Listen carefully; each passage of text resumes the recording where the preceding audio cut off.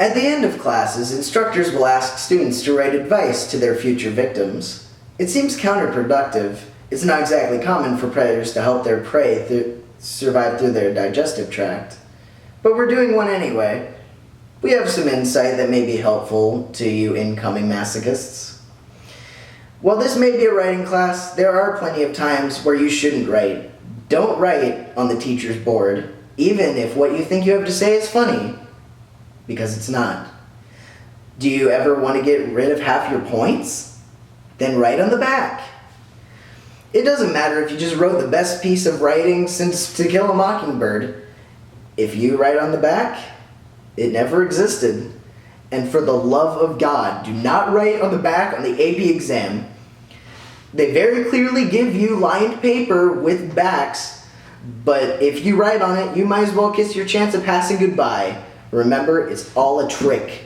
The College Board doesn't want you to pass, so they'll go as far as completely ignoring your work in order to save themselves some money. Also, make sure to bring your 50 essays book every single day.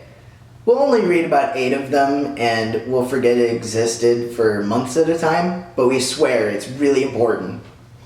Now, there are 2 parts to this class. One is analysis of essays and the tactics their writers use to convey an argument or attitude. You'll have to know these skills in order to succeed on the AP exam.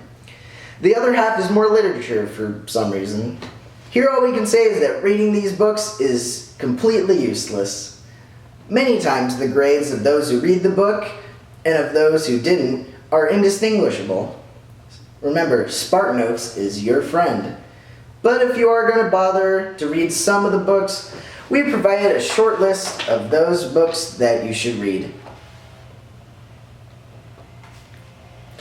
The rest of them are completely removed from the style of content we otherwise need to understand. Don't bother with The Awakening. Despite what the title will say, the book will put you to sleep. Reading The Scarlet Letter doesn't make a difference. Not even adultery will get you an A. And don't even get me started on the mediocre Crapsby. Cut there. No. Now make sure to always read the prompt that you're given. Now this one should be obvious, but you'd be surprised. Sometimes certain students think that they can write an essay without it. And sometimes they succeed, but you won't, so don't try it. When you pick your evidence, you need to make sure that it shares a common thread with your prompt.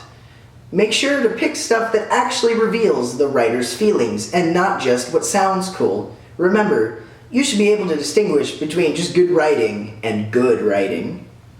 Now, when writing your commentary, do not try to base it off your own personal opinion. Remember, this is English class, and you have to be as objective as possible. Nothing you think is relevant to this class. Now, let's talk about making your own argument. Since you signed up for this class, we already know that your mind is completely empty, either because you were dumb enough to take on this class, or because you're the kind of student who spends so much time doing homework that you've never spent a single second out in the world. You essentially got a year to fill that void you call your mind with useless information. Read the news. I know we can only take so much Trump, ISIS, and the Kardashians, but you need to know the world in order to be able to write about it. Once you have pulled this evidence out of that black hole of your mind, make sure they share a common thread. Don't just jumble all your ideas in unorganized paragraph soup. If you don't pay attention to your organization, you'll end up writing about the Beatles and penicillin in the same paragraph, and wouldn't that be silly? I think it'd be kind of silly, but... Shut up. As you write essays in class, the teacher will frequently call on people to read examples. Do not, I repeat, do not raise your hand. Your best bet is to remain silent and pray to whatever divine being you worship that she won't call on you. She will tear your essay apart and reveal every flaw and insecurity that you have in your writing and yourself.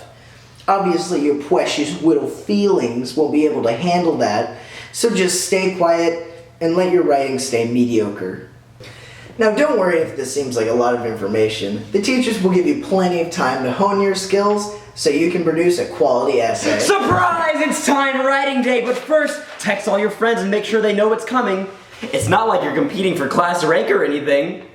Get out your paper and pens, and it's time for 40 minutes of hell. Here's a 2-page passage that you can't even read.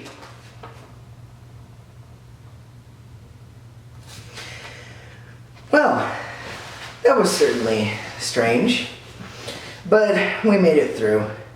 Anyways, where were we? Oh yeah, making a quality essay. Yes, you will have plenty of time to recover from your assessments. You will never be given more than one time writing per week. Except for this time! Back-to-back time writing surprise! Go ahead and text your friends, nobody will believe you.